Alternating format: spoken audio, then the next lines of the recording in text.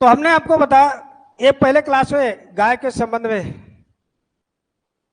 काऊ या गाय, इसको आप हिंदी में गाय कहते हैं और इंग्लिश में काऊ और हिंदी में गाय। तो हमने इसका क्लासिफिकेशन आपको बताया था। क्लासिफिकेशन में आप देखे होंगे kingdom, phylum, class, order, family और स्पीसीज। तो इतनी चीज हमने बताया होगा आपको।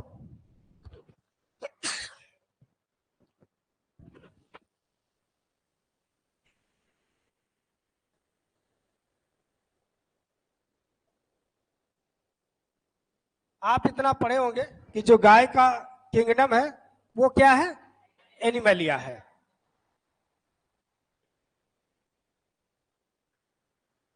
उसके बाद आपका फाइलम होता है,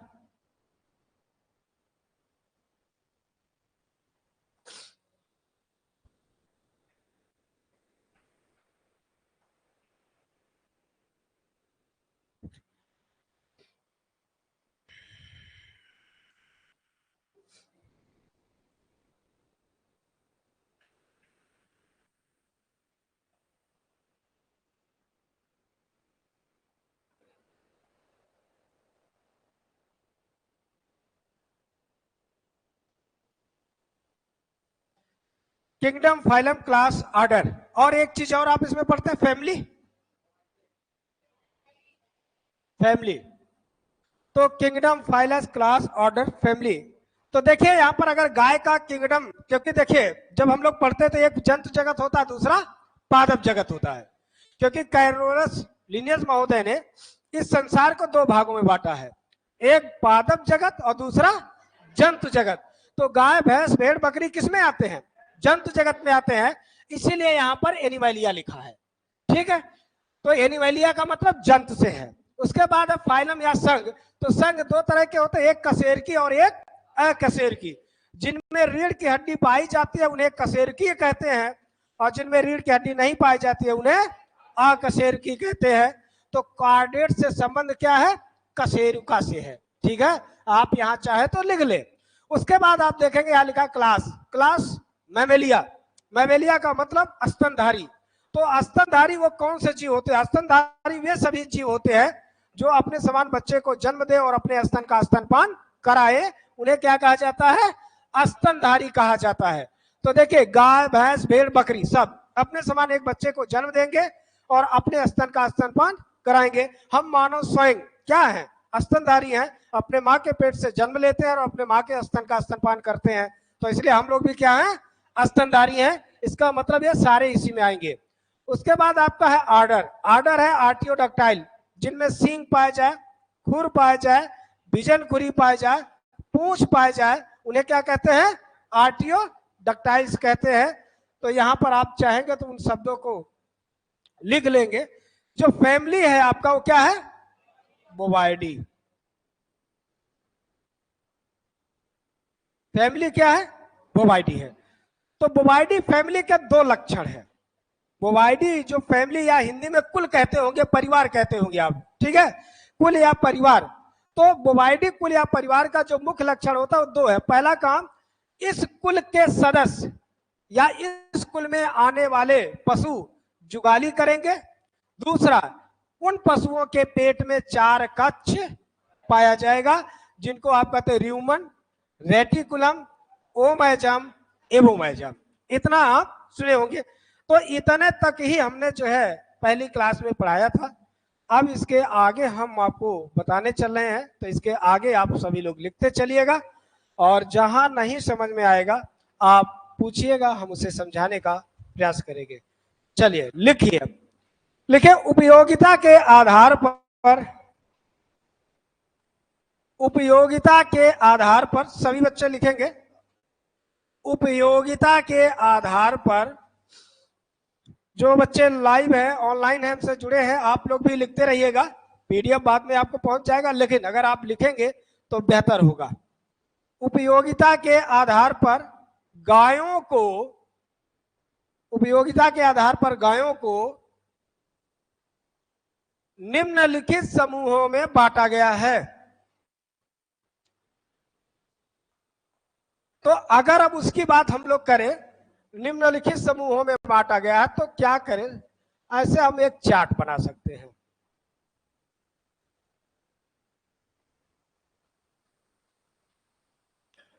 यहां पे हम एक चार्ट बना लें।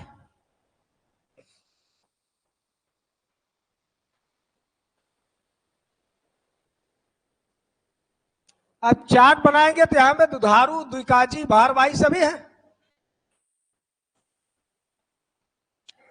तो पहला क्या हो जाएंगे? दुधारू। उसके बाद क्या हो जाएंगे? द्विकाजी। उसके बाद क्या हो जाएंगे? भारवाही।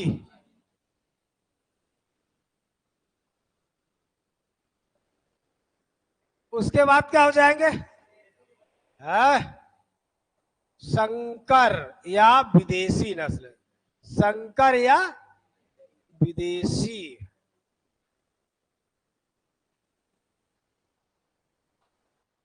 तो ये आपके जो है नाम होंगे। तो इन नामों को आप देखेंगे तो आपको इसमें, अब दुधारू में कौन कौन है, ये ऐसा क्यों को आप बांटा गया? अगर ये ऐसे बांटे जाने की बात की जा रही तो ऐसा क्यों? इनके उपयोगिता के आधार पर। इसका मतलब है जो दूध के लिए उपयोगी होंगे उन्हें दुधारू कहा जाएगा। जो दूध और कृषि कार्य दोनों के लिए उपयोगी होते हैं उन्हें द्विकाजी कहा जाता है। जो सिर्फ कृषि कार्य के लिए उपयोगी होते हैं उन्हें भारवाही कहा जाता है। और जो संकर करके बनाए जाते हैं, क्रॉस करके बनाए जाते हैं, उन्हें क्या कहा जाता है? संकर या विदेशी नस्ल होते हैं। तो एक चीज और ध्यान रखिएगा, जो ये सभी गाय हैं, जो भारतीय गाय या देसी गाय होते हैं, उन्हें कुंवर युक्त गाय भी कहा जाता है। क्या कहा जाता है? कुंवर युक्त गाय कहा जाता है। और जो विदेशी या संकर गाय होते हैं वो कुंवर रहित होता है। एक कुंवर सहित और दूसरा कुंवर रहित। तो ये तीनों इधर तो कुंवर सहित होंगे, लेकिन यह कुंवर रहित होगा। तो आइए इसमें देखिए कौन कौन से नस्ल है यहां पर। है जी? अच्छा,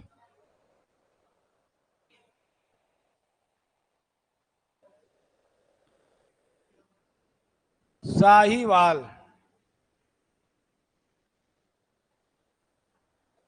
दूसरा क्या है? दूसरा सिंधी। तीसरा क्या है? गिर। और चौथा क्या है? देवनी।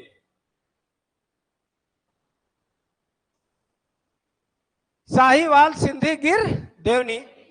तो ये चार क्या है? दुधारू प्रजाति है। अगर आप लोग को दिख नहीं रहा होगा तो लिख लीजिएगा, साहीवाल, सिंधी, गिर, देवनी। तो दुधारू प्रजातियां कितनी है? चार ही है।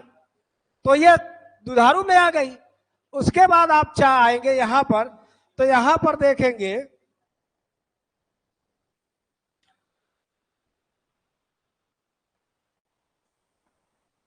तो यहां पर देखेंगे द्विकाजी। तो द्विकाजी में कौन कौन है? हरियाणा। अच्छा,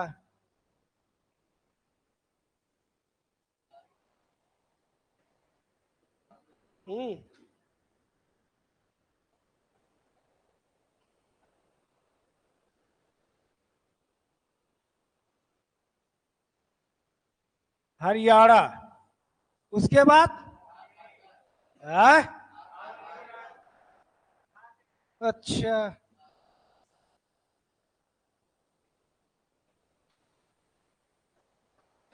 थार पार कर।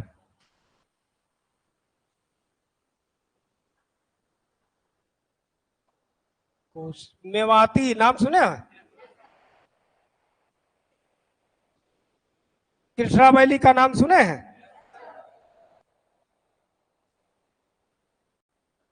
राठी का नाम सुने हैं?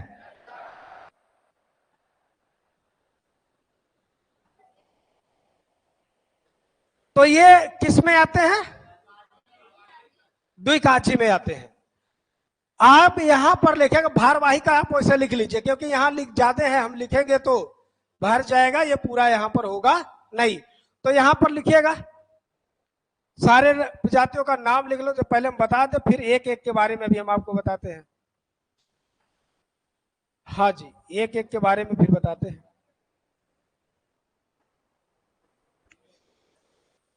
लिखिएगा अमृत महल, यहां पर मैं जो है उनको लिख दे रहा हूं। यहां पर अमृत महल,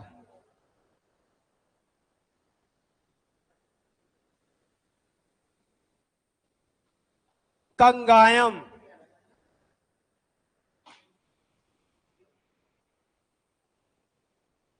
अमृत महल, कंगायम, सीरी,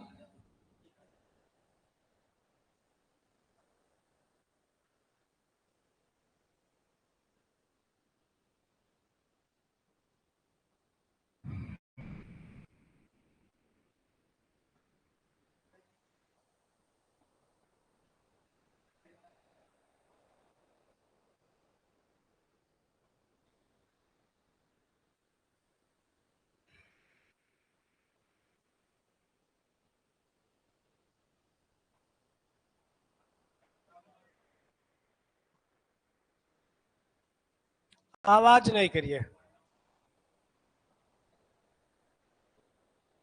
लिख लीजिए, सारे नाम को लिख लीजिएगा। ये भारवाही प्रजाति है। ये कौन से है? भारवाही प्रजाति है। इनका नाम थोड़ा सा आपको लिखना पड़ेगा। ये रा है, सीरी है।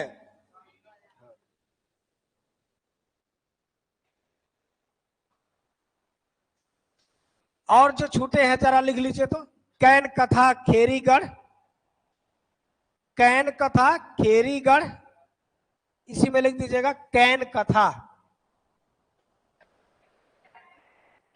अच्छा, ऊपर ये कैन कथा हो गया, खेरीगढ़ लिख दीजिएगा जरा।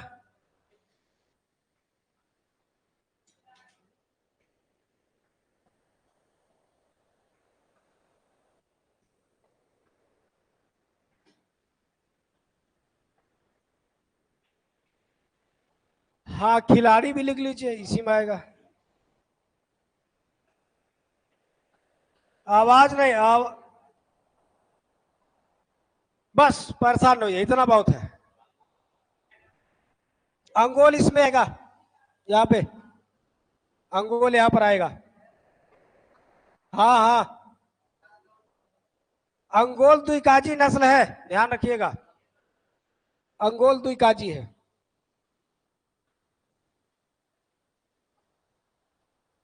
इधर आइए, अब यहां पर लिखे होल्स्टीन फ्रीजियन।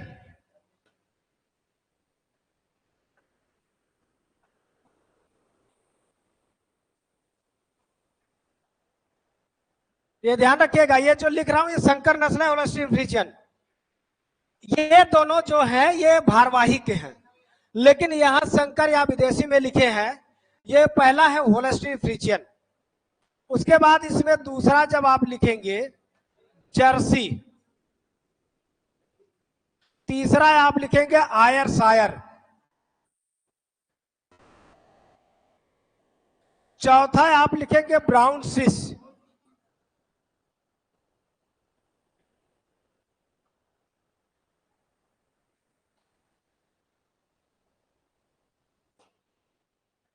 उसके बाद आप लिख लीजिएगा गर्नसी, और एक और है रेड डेन।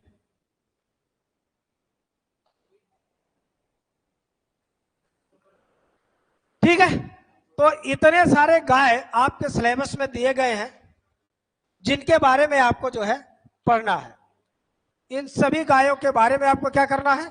अध्ययन करना है, और इनके एक एक के बारे में हमें जानकारी करना होगा।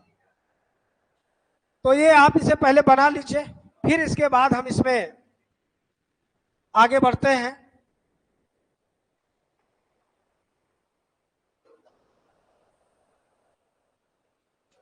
ये सभी को बना अपने कॉपी में बना लीजिएगा एक। आपको अब ये होगा कि इसका उपयोग क्या है। आप इसकी उपयोग की बात करेंगे तो सवाल कभी कभी हमसे सीधे पूछता है, जैसे मान लिया नाम लेगा, नागौरी किस समूह की गाय है? दुधारू है, द्विकाजी है, भारवाही है या संकर है? तब हमें बताना पड़ेगा या किसकी है, भारवाही है। दूसरा पूछ लेता है इनमें से कौन दुधारू गाय नहीं है, तो जब ये पूछेगा इनमें से कौन दुधारू गाय नहीं है, इन सभी में से दे दिया होगा या इनमें से कोई एक दे देगा, तो वो आपको बताना होगा कि फला जो है दुधारू गाय नहीं है। तो सवाल जब प्रैक्टिस करेंगे या जैसे आपका टेस्ट होगा तो वहां पर इस तरह के सवाल आपको मिलेंगे और उन सवालों को आपको क्या करना होगा, बताना होगा। तो यही कारण है इस रूप में बताया गया है कि यदि आप इनका सिर्फ इसी रूप में याद रखेंगे तो भी आपको एक सवाल की प्रासंगिकता यहाँ बनी रहती है प्रजातियों के नाम पर। तो ये प्रजातियां, अब इसको याद कैसे होगा? जो बच्चे नए हैं ध्यान रखिएगा, आप अपने एक सफेद कागज पर या पेपर पर इन सभी को ऐसे करके लिख लीजिएगा। जहां पढ़ते हैं वहीं अपना चस्पा लीजिएगा, आपके निगाह पढ़ते रहेंगे। वो एक दिन में याद नहीं होगा, लेकिन बार बार जब आप उसे देखेंगे तो आपको याद हो जाएगा। ठीक है, चलिए अब हम चलते हैं आगे पेज पे। अब यहां पर हम एक एक के बारे में जो है पढ़ने का प्रयास करेंगे। तो सबसे पहले अब आप लिखिए गाय का नाम साहीवाल। पहली गाय का क्या नाम है? साहीवाल। अब इनके बारे में हम लोग जो है एक एक का जो है क्या करेंगे, पढ़ेंगे।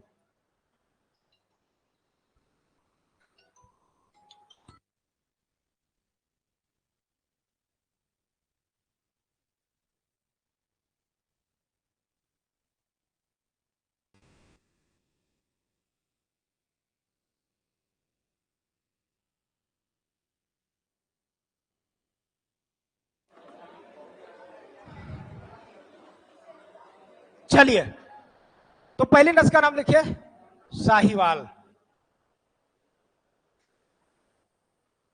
अब साहीवाल का सबसे पहले हमें देखना होगा उपनाम। उपनाम, तो उपनाम में आएंगे तो क्या क्या मिलेगा? मांट गोमरी, लोला, मुल्तानी। तो आपको उपनाम में लिखना पड़ेगा मांट गोमरी, लोला तथा मुल्तानी।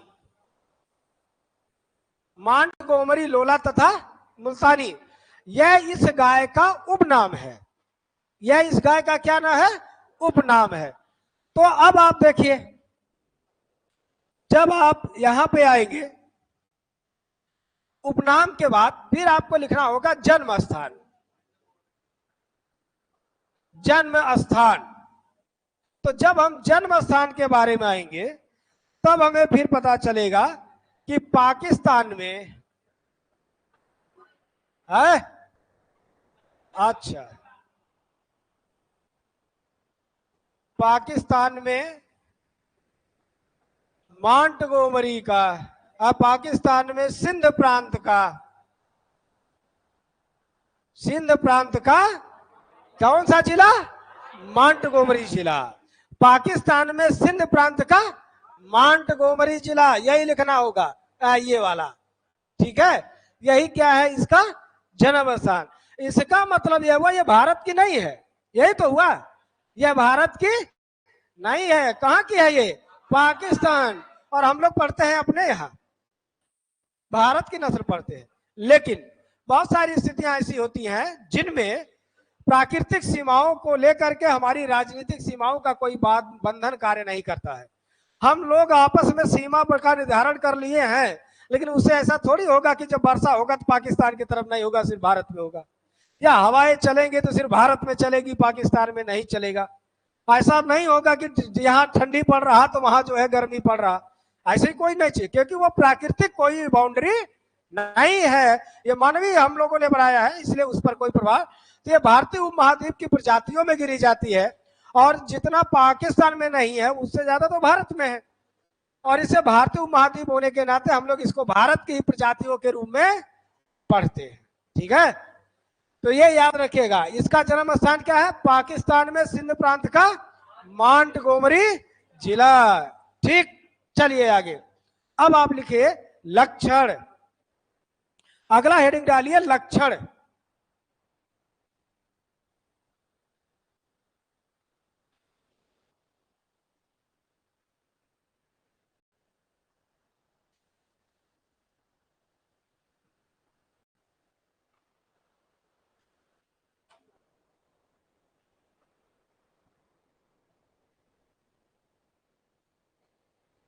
लक्षण, तो लक्षण में लिखिएगा शरीर भारी, शरीर भारी, शरीर भारी, शरीर भारी, पीठ सीधी, पीठ सीधी, पैर छोटे, पैर छोटे, पैर छोटे, कॉमा, सींग छोटे मोटे तथा नुकीले, सींग छोटे मोटे तथा नुकीले।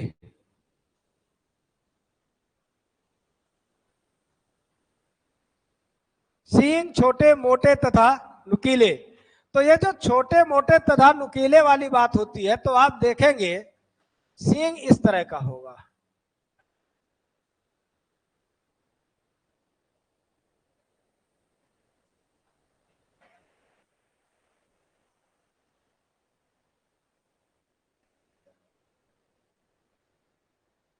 दोनों तरह से आपको सींग ऐसे मिलेंगे, और इसी को कहा जाता है, इंग्लिश में कहा जाता है स्टम्पी हॉर्न।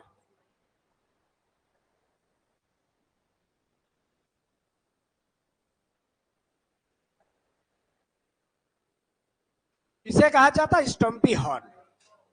इंग्लिश में वही हिंदी को ही कभी कभी इंग्लिश को ही हिंदी में भी लिख देता है कि किस दुधारू गाय का सींग स्टम्पी होता है। तो किसका होता है? साहीवाल का होता है। चलिए आगे लिखिएगा। विकसित कुकुद तथा अयन, विकसित कुकुद तथा अयन, विकसित कुकुद तथा अयन।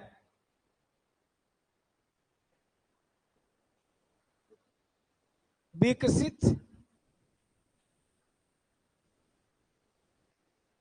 कुकुद, विकसित कुकुद तथा अयन, विकसित कुकुद तथा अयन। देखिए जो कुकुद होता है, जो पशु का ये होता है, इसे देखते ना इसे, तो यही वाला क्या होता है? यही क्या है? कुकुद है। अयन जहां से दूध इकट्ठा होता है या निकलता है। देखिए एक अयन होता है, एक थन होता है। गांव की भाषा में हम लोग जो थन कहते हैं वो थन नहीं होता है, वो अयन होता है। अयन में दूध का निर्माण होता है या एकत्रीकरण होता है। थन के द्वारा दूध बाहर आता है या स्रावित होता है। तो जो उसको इंग्लिश में टीट कहते हैं, TEAT, टीट। टीट मतलब थन, और एक अडर होता है। अडर या अयन वह भाग होता है जिसमें दूध का निर्माण होता है। थन वह भाग होता है जिससे दूध स्रावित होता है। तो दोनों अलग अलग होता है, अपने दिमाग में इसे जो है बनाए रखिएगा। तो कुकुद तथा अयन विकसित। आगे लिखिएगा प्रथम ब्यात पर उम्र। जब यह पशु पहली बार बच्चा देती है तो इसका उम्र क्या होता है? प्रथम ब्यात पर उम्र।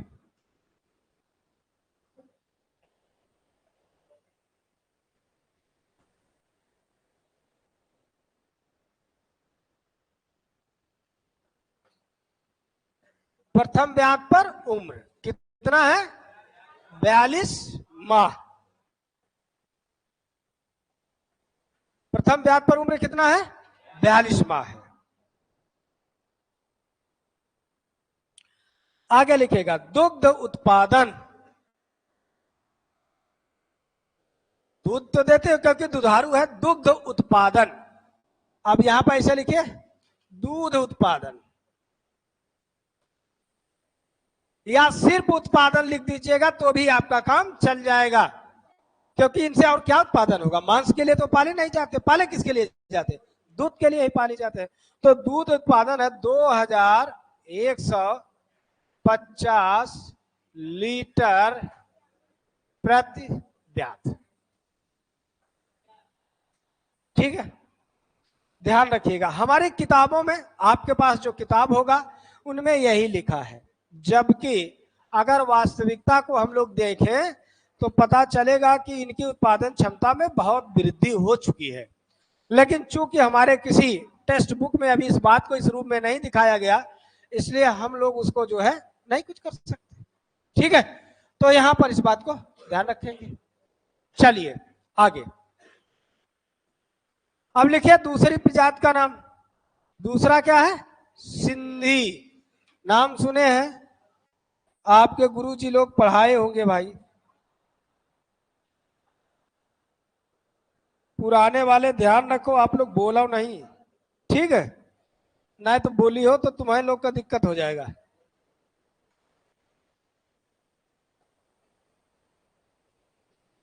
आवाज नहीं, आवाज नहीं, ध्यान रखो, खासकर पुराने वाले साइलेंट में बने रहना, निगाह पड़ते ही दिक्कत हो जाएगी। ठीक, तो ये जो आप साबित कर रहे हैं कि हमें बहुत आता है, बहुत पढ़े हो दिनों से इसलिए आता है, तो आप जैसे यूं बच्चे हो जाएंगे, बस थोड़ा वक्त लगेगा। ठीक है, हाँ, तो इतना जो है अपने आप को ना दिखाओ कि हम ही बहुत ज्यादा जानते हैं। उतना दिन वो भी बच्चे भी पढ़ने पाएंगे ना, तो जैसे वो बोलेंगे वो भी समझने लगेंगे। तो वक्त है, समय समय की बात है, तो ज्यादा जो है धुरंधर ना बनो, शांति बने रहिएगा। चलिए अब लिखे उपनाम। उपनाम, इसका उपनाम क्या है, लाल सिंधी तथा लाल कराची। लाल सिंधी तथा लाल कराची। ठीक है, लिखिएगा लाल सिंधी तथा लाल कराची। लाल सिंधी,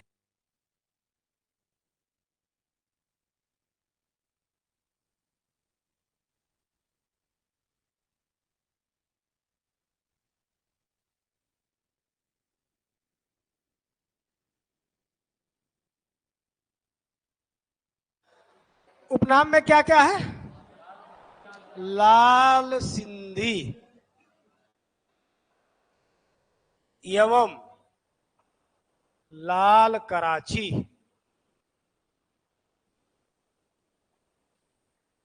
लाल सिंधी एवं लाल कराची।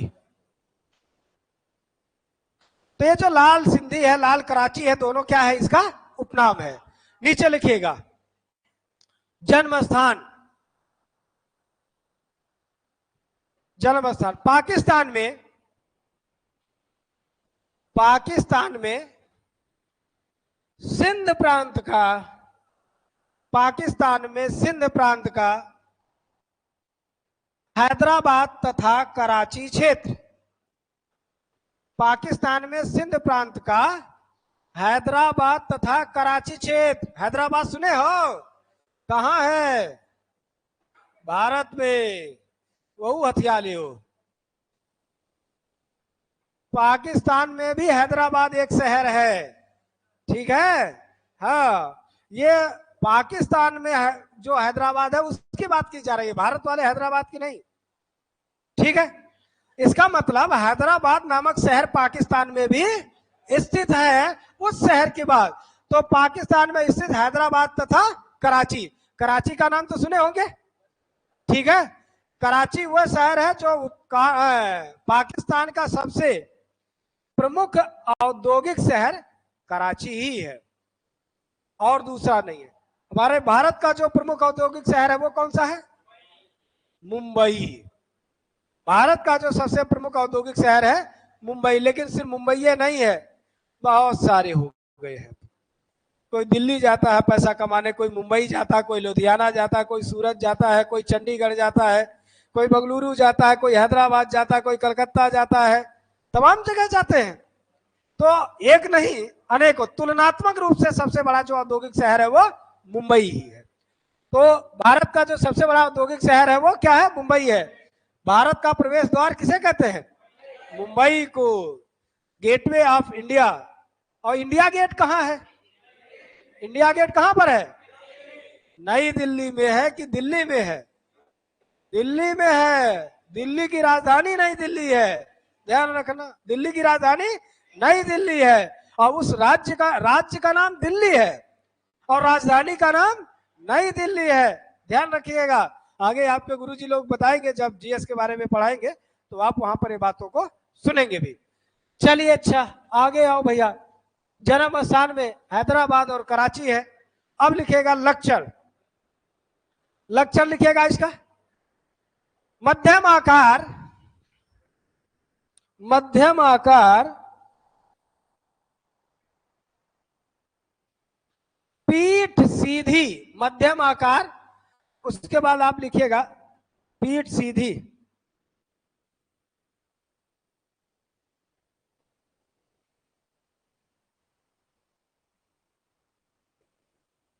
पीठ सीधी, पीठ कैसा? सीधे, कमा, सींग छोटी तथा नुकीली, सींग छोटी तथा नुकीली।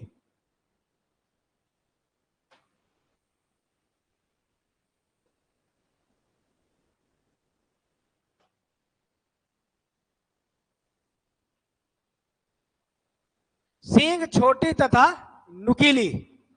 आगे लिखिएगा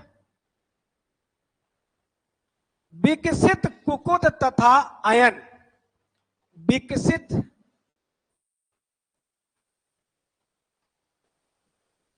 कुकुद तथा अयन, विकसित कुकुद तथा अयन। कुकुद भी हमने बता दिया क्या होता है, अयन भी हमने आपको बताया है क्या होता है। अब लिखिए प्रथम ब्यात पर उम्र, जब यह पशु पहली बार बच्चा देगी तो उसकी उम्र क्या होगी? प्रथम ब्यात पर उम्र तो होगी 43 मंथ। कितना? 43 या 43। आगे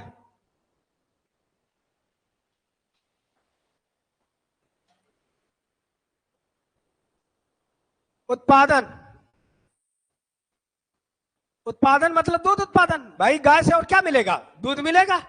तो उत्पादन से तात्पर्य क्या है? दूध उत्पादन। तो कितना है उत्पादन? हाँ जी, तो उत्पादन है 1474 लीटर प्रति ब्यात, 1474 लीटर प्रति ब्यात।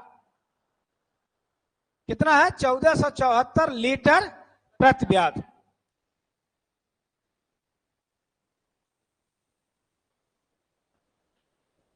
प्रति ब्यात का मतलब एक ब्यात काल में। देखिए एक बार पशु जब बच्चा देता है, क्योंकि बच्चे देने के पहले तो दूध आएगा नहीं, तो जब बच्चा देने के बाद दूध का श्रावण होना प्रारंभ हो जाता है, दूध के प्रारंभ से लेकर दूध समाप्त होने के पहले तक के बीच के काल को क्या कहते हैं? दुग्ध काल कहा जाता है।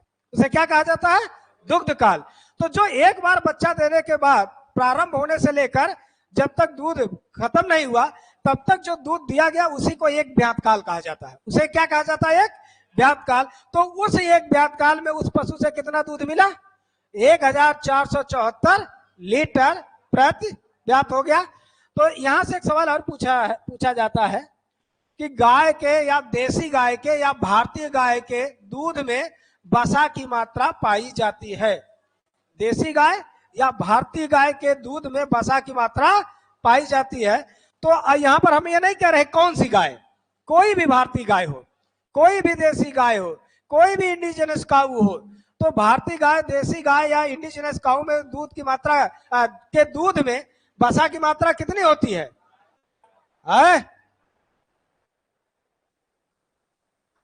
कितना?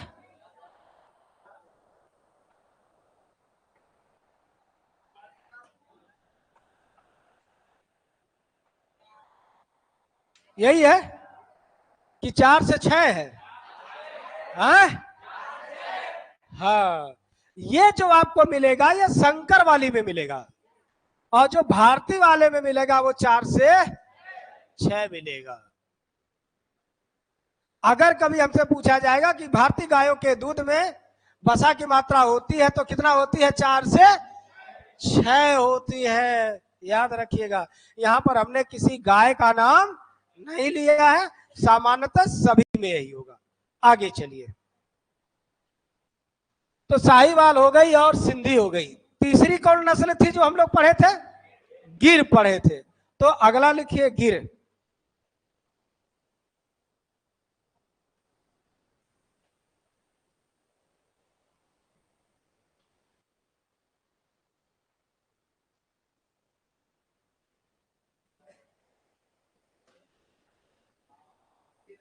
गिर, तो गिर का जरा उपनाम लिखिए, क्या होता है? बन्नई, बगाड़िया, नागू, साने, हूर लिखे होंगे। तो उपनाम लिखो भैया। उपनाम बन्नई, बगाड़िया,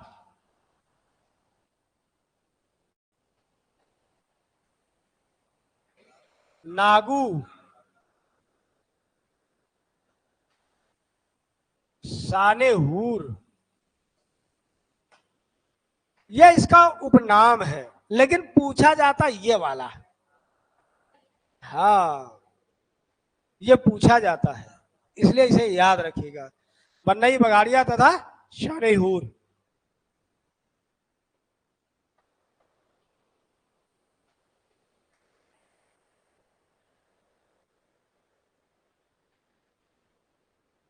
अरे बन्नई, बगाड़िया, साने हूर हमने बता दिया दूसरा। चलिए, अच्छा ध्यान रखिएगा, ये देखिए,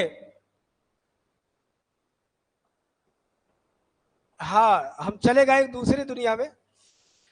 जरा इसको सुधारिएगा, नहीं तो एक गलती होगी। हाँ,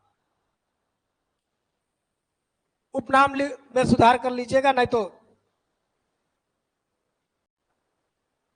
चलिए, एक सुधार कर लीजिएगा इसमें। ये जो साने हूर का हमने नाम ले लिया, ये दूसरे का है। बता सकते पुराने वाले किसका था? ये जो उपनाम मैंने बताया था, गलती से मैंने, बाई मिस्टेक मुझसे हुआ है, ये किसका था? अरे देवनी वाले, खोपड़ी फोड़ दूंगा। काकरेज का था ये। ठीक है, जो हमने बता दिया किसका था? काकरेज का था। ठीक है, ये काठियावाड़ी, सूरती, डेक्कन, इसका उपनाम क्या, गिर का क्या उपनाम है? काठियावाड़ी, सूरती तथा डेक्कन है। तो इसलिए थोड़ा सुधार कर लेना। काठिया, काठियावाड़ी, सूरती, डेक्कन। परेशान नहीं है, लिख लीजिएगा। काठियावाड़ी, सूरती, डेक्कन। देखिए, काठियावाड़ एक जिला है, ठीक है, सूरती भी एक जगह है, लेकिन डेक्कन चार्जेस आईपीएल टीम, ठीक है। सूरती एक भैंस भी है शायद, है ना? है। तो देखिएगा, लेकिन उपनाम इसके 3 है, ठीक है। गिर गाय के कितने उपनाम है? 3। कौन कौन? काठियावाड़ी, सूरती और डेक्कन। सभी लोग थोड़ा इसे सुधार करिएगा। देखिए, राजस्थान जो आपका गुजरात है, आप देखेंगे ये हमारा प्रायद्वीपीय भारत है। तो ये प्रायद्वीपीय भारत का ये वाला जो भाग है, ये वाला, यही क्या है? गुजरात है। यही वाला क्या है? गुजरात है। और यहीं पर ये काठियावाड़ है। यहीं पर क्या है? काठियावाड़ है। और काठियावाड़ के पास ही एक गिर जंगल है। काठियावाड़ में ही क्या है? गिर जंगल। उसी गिर जंगल के नाम पर इस गाय का नाम गिर पड़ा है, ठीक है। तो लिखिए इसका जन्म स्थान। जन्म स्थान आप लिखिए जरा, लिखो जन्म स्थान।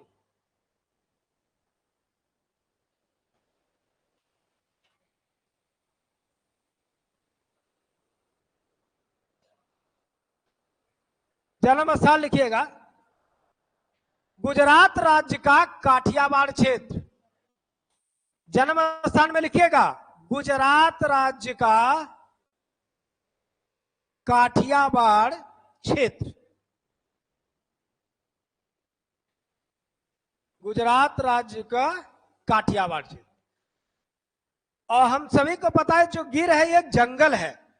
गिर क्या है? एक जंगल है। और गिर ऐसा जंगल है जहां पर क्या पाए जाते हैं? बब्बर शेर।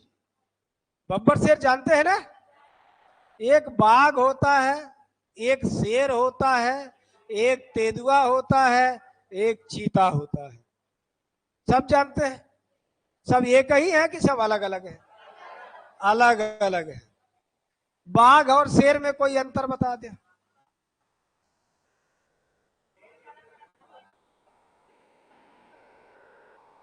जिसे पता हो खड़ा हो जाए तो आवाज सही सुनाई दे। जिसे पता हो खड़ा हो जाए। एनीवन कैन, कोई भी बता सकता? हाँ,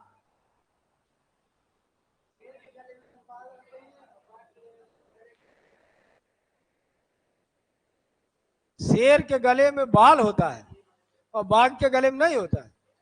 नहीं होता कि बाघ के गले में से बाल होता है, शेर के गले में नहीं होता है।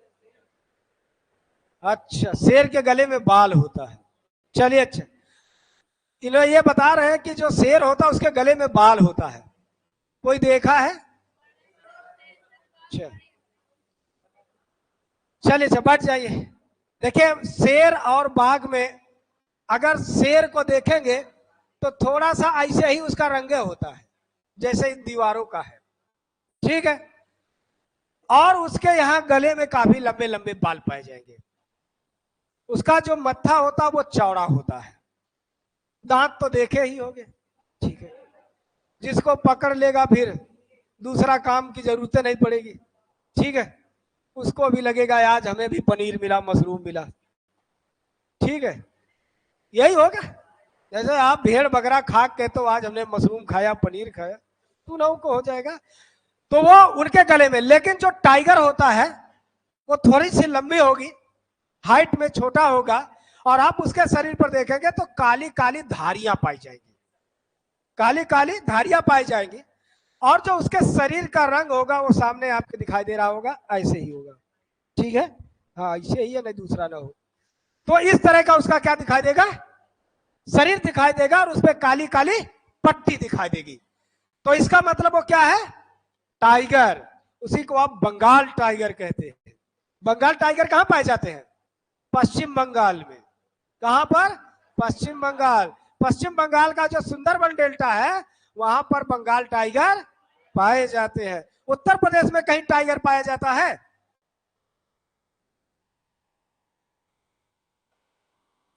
उत्तर प्रदेश का एक जिला है पीलीभीत। अगर आपसे पूछेगा कि उत्तर प्रदेश में टाइगर रिजर्व स्थित है तो वहां पर लिखा होगा पीलीभीत टाइगर रिजर्व। ठीक है, याद रखना। उत्तर प्रदेश का एक राष्ट्रीय पार्क है, कहाँ? Dudhwa national park. कहाँ? लखीमपुर में। उत्तर प्रदेश में कितने चिड़ियाघर? एक।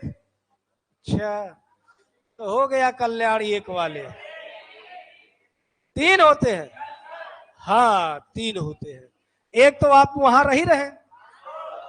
हाँ, किसी दिन मारना मौका, क्लास वास छोड़ना, देखना। ठीक है, तो एक दिन तो आप देखने को पाई जाएंगे। ठीक, कानीपुर में है, दूसरा और तीसरा गोरखपुर में है। ठीक है, और पूछा जाएगा जो गोरखपुर में है, क्योंकि अभी हाल ही में बना है अशफाकुल्ला, हाँ यही तो, प्राणी उद्यान गोरखपुर। ठीक, तो चूंकि वो नया बना है इसलिए वह आपसे पूछा जाएगा। और वैसे भी गोरखपुर को कौन नहीं अब जानता, तो उन सबको जानना आवश्यक भी है, तो जानिएगा। चलिए, लिखे गिर गाय का जन्म स्थान। हो गया। लक्षण जल्दी से लिखो इसके लक्षण, तब फिर हम आगे बढ़े। लिखेगा शरीर भारी, शरीर भारी, पीठ सीधी, शरीर भारी, पीठ सीधी, कान लंबे, कान लंबे, त्वचा पतला एवं मुलायम, त्वचा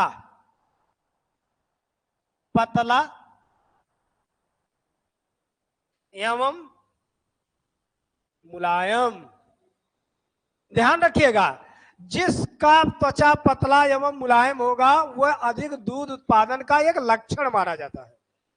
त्वचा पतला एवं मुलायम होना किसका लक्षण? अधिक दूध उत्पादन का। तो अब लिखिएगा इसका, आगे लिखिएगा इसमें, आयन तथा कुकुद पूर्ण विकसित, आयन तथा कुकुद पूर्ण विकसित।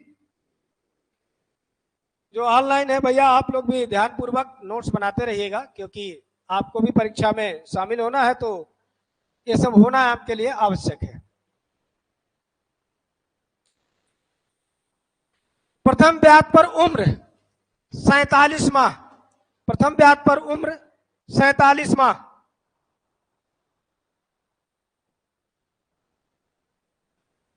उत्पादन, तो उत्पादन की बात जब होगी तो 1746 लीटर प्रति ब्याज, कितना हो जाएगा?